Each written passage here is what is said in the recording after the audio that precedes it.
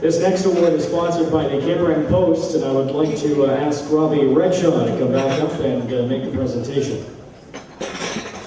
Athlete Lorne Jennex.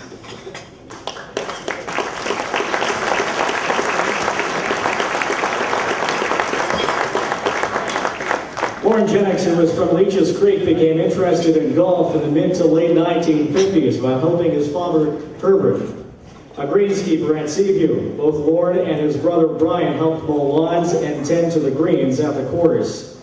Jennex didn't waste any time making his mark during the amateur career. In 1962, he won the Dosco Invitational Championship at Lingan Golf and Country Club and was the youngest winner of the event at the age of 17 in a field that included a number of top Nova Scotia amateurs. That season was also the Cape Breton Junior Champion at the Seaview Golf and Country Club Junior Champion. In 1963, Jennex captured the Junior Championship at the PEI Open among a field of top junior golfers from both Nova Scotia and Prince Edward Island. The next year, he was the fourth low amateur at the PEI Open, finishing a shot ahead of professional John "Joe" Monroe of the Amherst Golf Club. In 1965, he won both the Cape Breton Open at the Lingan and Seaview Men's Championship.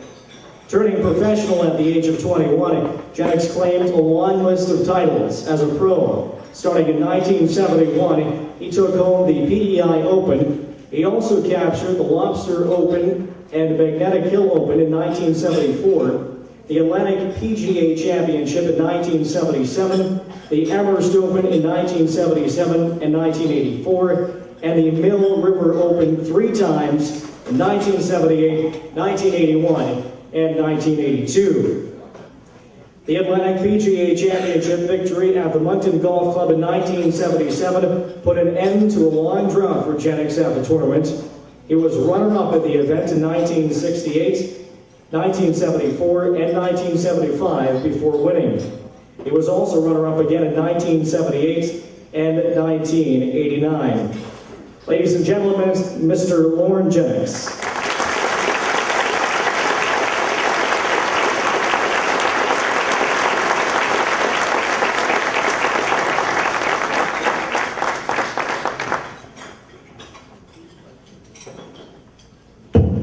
Well, I can just tell you, I wish I had a teammate up here to be able to tell you how good I was, and all the things I might have done, and so on. Nate, I wish Freddie was a golfer. He could help me this evening. To the Cape Breton Sports Hall of Fame, my fellow inductees, and ladies and gentlemen, this is way beyond your wildest expectations, I would think, as an athlete. To come here tonight and have you people all of a sudden looking at us as if we've done something really special, when all we've done is really enjoy the game we like to play. Whether it's John, Nash, myself, Jim, the Colonels, or the curling team, I'm sure we would all tell you that it's merely doing something that we love to do. And maybe the little extra is we do it with a passion, as Nate said. I have to tell you, when I got the phone call, that it sort of went like this. Mackie called, he said, "Lorne, congratulations," he said, "you're in the Cape Breton Hall of Fame." Being a good old Cape Breton boy, my first reaction was, "Great, is it for hockey?" Mackie saw me play hockey, and when he stopped laughing, he said, "No, it's not for bowling either."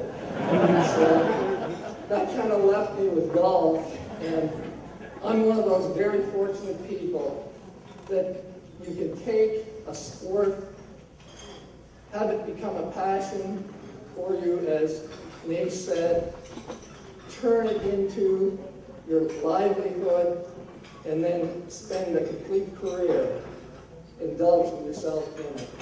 There aren't many people that have been that fortunate. I certainly, and I'm thankful every day that golf is my particular game. as my good friend Jake will tell you, I have the same passion as Jake does when he plays hockey. And when he plays hockey, I play against him.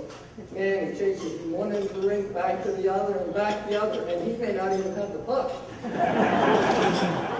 which would really be different, because if he's on the ice, he's got the puck.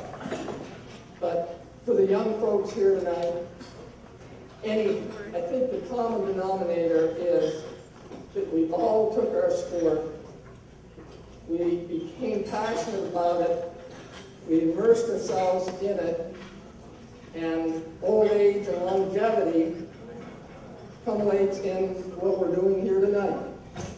We're saying, wow, these people did something really well. And I thank you very, very much for the honor that we're receiving tonight. It's especially rewarding to know that I'm going in with some of my very good friends. And I will revert to just a few notes, if you don't mind.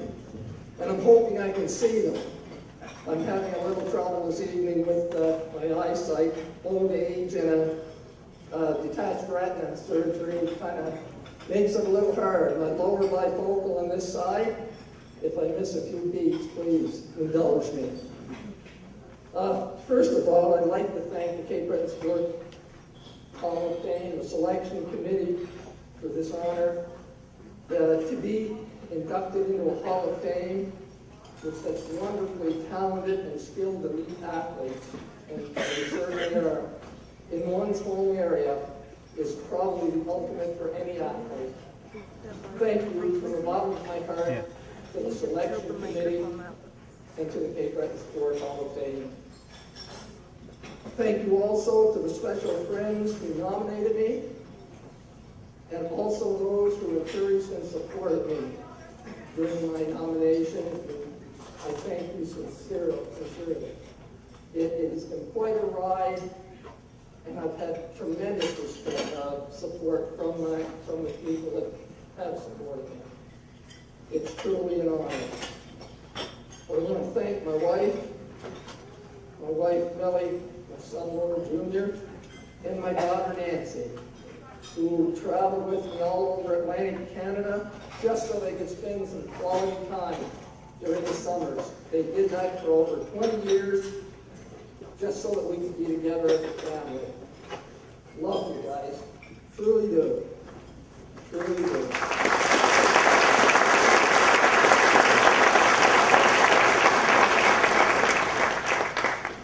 Also, a special thank you to my extended family. Boy, if you knew the family, my wife's family, the support and help that they give you, thank goodness they didn't get in my way when I was playing golf. I've had a real job concentrating and doing my thing. But thank you, folks. To the CU Golf and Country Club and its members, a special thank you for guiding and nurturing me during my junior and amateur careers, and also for the encouragement and support as your golf professional during my professional career. It was a job well done. Thank you, sincerely.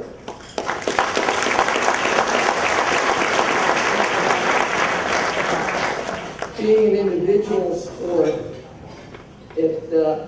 I guess what I liked about it most was if you played bad, you ran and you could hide.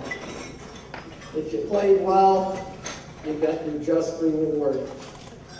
I think it's a terrific game when you realize that in most professional fields that I would play in, there would be 150 or more players, fellow professionals, one winner. Nobody to hide behind if I played a bad shift but the team won, or if I scored 2 or 3 goals and the team lost. Conflicting. It was never conflicting in golf. You either won or you lost, and the odds weren't very great. So it took perseverance and determination. Golf can teach young people many, many things. If you have an opportunity to encourage the young folks to play,